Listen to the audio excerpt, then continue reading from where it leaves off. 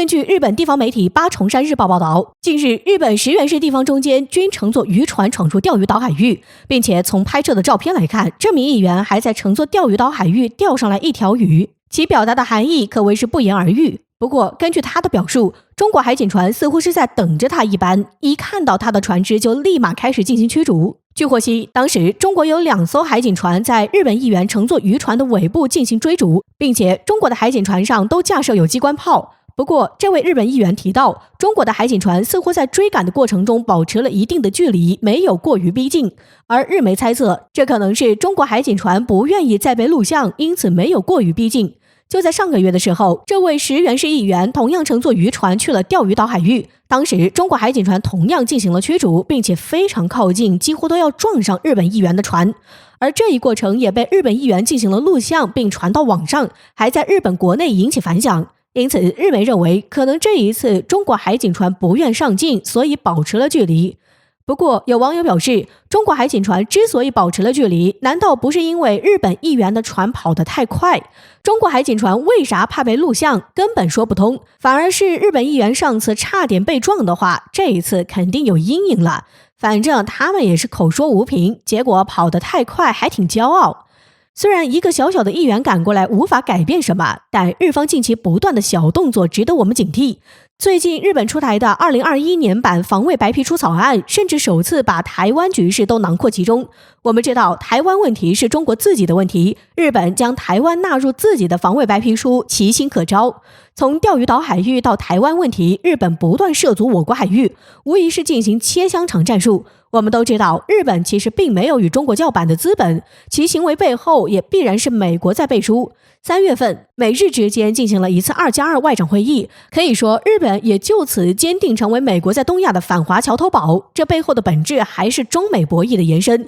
而不久前，美日甚至宣布将在钓鱼岛海域展开联合军演。最近，美日法3国又展开夺岛训练，种种小动作使我们不能掉以轻心。当然，咱们也不会完全无动于衷。日媒还提到，中国海警船已经连续88天不间断在钓鱼岛海域进行巡视。此外，不久前，辽宁号航母编队出海训练返程途中，还派出舰载机视察了钓鱼岛海域。而且近段时间，我国军机编队巡视钓鱼岛与台湾海域已经成为常态化。在对方试图与我们硬碰硬的较量中，只有我们表现得更加强硬，才能让敌人认识到我们的决心。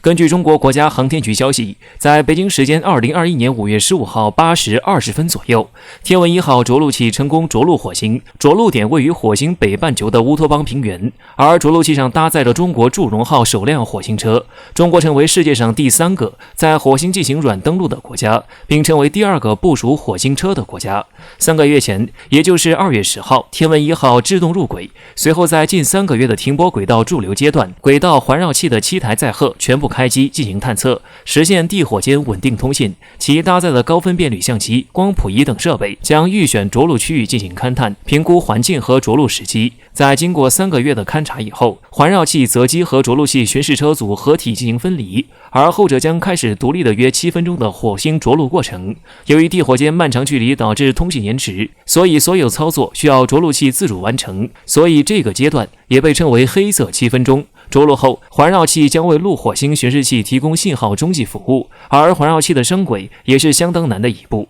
而在这黑色7分钟过程中，中国航天使用了一种比美国还先进的技术。NASA 一直用的是天车悬挂方法，将探测器降落地面，而我们是在探测器底部安装推进器，逐渐减少下降速度，并使用摄像头和激光雷达进行导航，能够更平稳精准地到达指定地点。值得注意的是，在同一个火星窗口发射的美国毅力号火星探测器，早在2021年2月18号就抵达了火星。这是因为两者组成分工不同，天文1号由环绕器、着陆平台和火星车3件套组成，需要事先考察环境和地形，而美国毅力号没有环绕器，也没有进入环火星轨道的设计，只用一个带着气动外罩的巡航器飞往火星，到了直接登陆。美国早已在火星进行过多次活动，所以毅力号出发前就已经用了着陆区高精图。由于这是我们第一次自主开展火星任务，很多人会以为我们会选择极度稳妥的路线，但这次我们是一次性完成绕落，这是前所未有的创举。美国火星探测先后经历飞进、轨道环绕、登陆和漫游火星等阶段，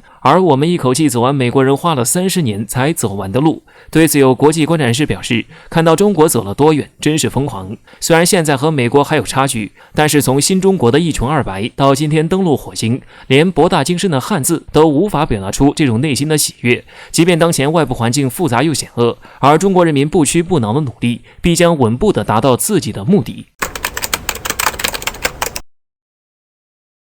古语有言，生于忧患，死于安乐。某种程度上来说，当今围绕在中国周边的政治环境对于中国发展而言大有裨益。在中国海军发展进程上，这一表现尤为明显。努力发展而来的世界第2海军背后为何仍然威胁重重？伟大的中国人民解放军又是如何打消国人心中的顾虑？近些年来，中国海军以下饺子般的神速引得世界瞩目。在最新公布的海军武强排名中，中国凭借自身的努力，成功赶超俄罗斯海军，跻身世界第2。可以说，这一排名是对中国海军军力发展的最大肯定。不过，具有忧患意识的观察人士却发现这一世界第2海军背后的重重威胁。到底他们看到了什么？细心的观察人士发现，世界5大海军强国中有4个在中国周边，分别是美国、俄罗斯、日本和韩国。伴随着美国战略重心的转移，其在印太地区的军事活动开始慢慢增多。显然，即使美国本土同中国大陆间隔了一整个太平洋，但是美国部署在印太地区的各个海军基地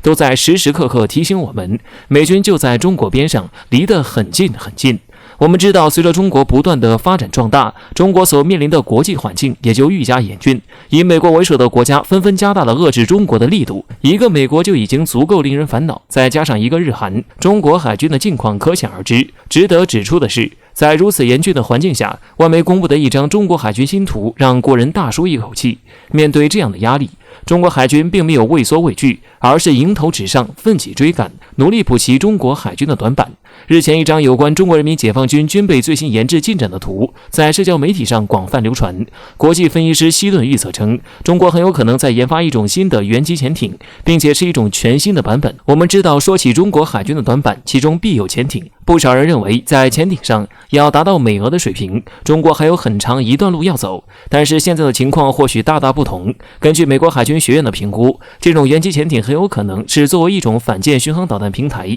既能够长时间躲避在难以进入的浅海沿岸，更为重要的是，这一潜艇被认为将会采用空气独立推进技术，会大大改善噪音问题，提升潜艇的安全性。可以说，某种程度上，这是美国等国施加的过大压力加速了中国的发展，而中国用自己的发展也向世界证明了自己。作为中国的一份子，我们需要做的就是相信祖国，相信解放军，然后静待好消息。